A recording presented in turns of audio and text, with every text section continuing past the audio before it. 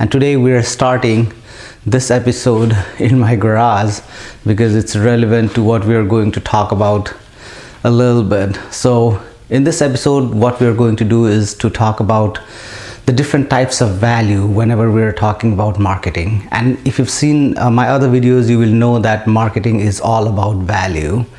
And whenever we're talking about value, value is nothing but just the benefits divided by its cost, which is basically means that if you get more benefit than what you've given up in terms of cost, then that particular item has value. So whenever we're thinking about value, what you give up versus what you get in return. So if you get more in return than what you've given up, then you have got value. So when we're talking about the different types of values, basically there are two types of values. One is utilitarian value, the other one is hedonic value. So utilitarian value, it can be called in many different ways. Functional value as is another term that is very widely used. So utilitarian value is associated with the functional benefits that you get. So when a consumer buys something that gives them utilitarian value, it basically means that that particular product that they are buying is giving them some functional benefits. So here I have got a hammer. What is the value of this hammer?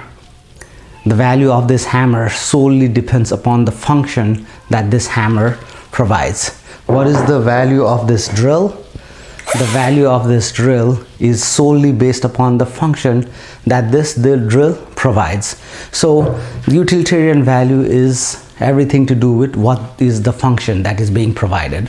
So the utilitarian value of this car is that it gets me from point A to point B. So that is the value of this particular car. Why do we eat ice cream? Or why do we eat food? Because it provides nutrition.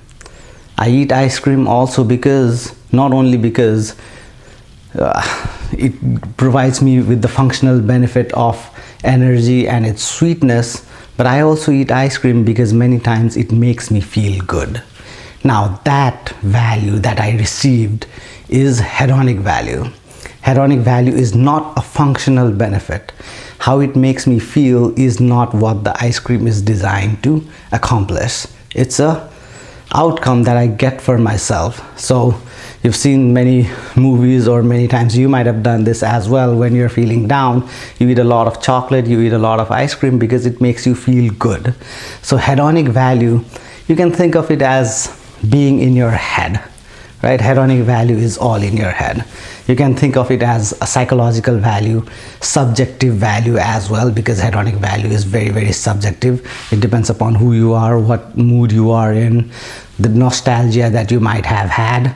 So many products generally have a component of utilitarian and hedonic value. So let's take a look at the ice cream. As I already said, there's a component of utilitarian as well as hedonic value. Now if you look at this car, the functional value or the utilitarian value of this car is to get me from point A to point B. But why did I buy this car?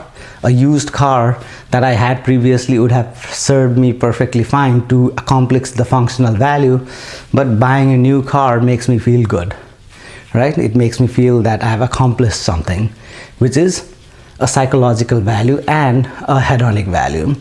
Similarly, if I go on a vacation, right? If I go on a vacation, what is it that I have after I complete the vacation? I have a very good experience. I have memories, right? So all of those things are hedonic value because there is no functional benefit. Apart from maybe if I get some health benefits, then there is no functional benefit of those kind of expenses that people make. So whenever you're thinking about your purchases, think about it in terms of like why you are buying it. If you're buying it for a certain function, then that's utilitarian value. But if you're buying it for some experiences or some psychological benefit, like it makes you feel good or it makes you feel successful, then in that case it is hedonic value. A Casio watch that's $5 gives you the perfect time, which is a utilitarian value. But why do people spend thousands and thousands of dollars on very expensive Rolex watches. Now, given that the quality is better, are some functional value that you are getting, but many times what you are paying for is hedonic value, because it makes you feel better, it makes you feel successful.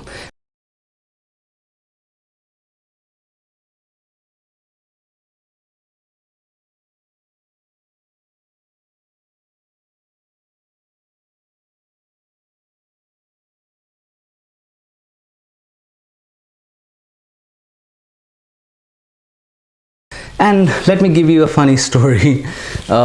One of the reasons, like now that I have a house, this has a lot of utilitarian value in me, the drill. But let me tell you a story.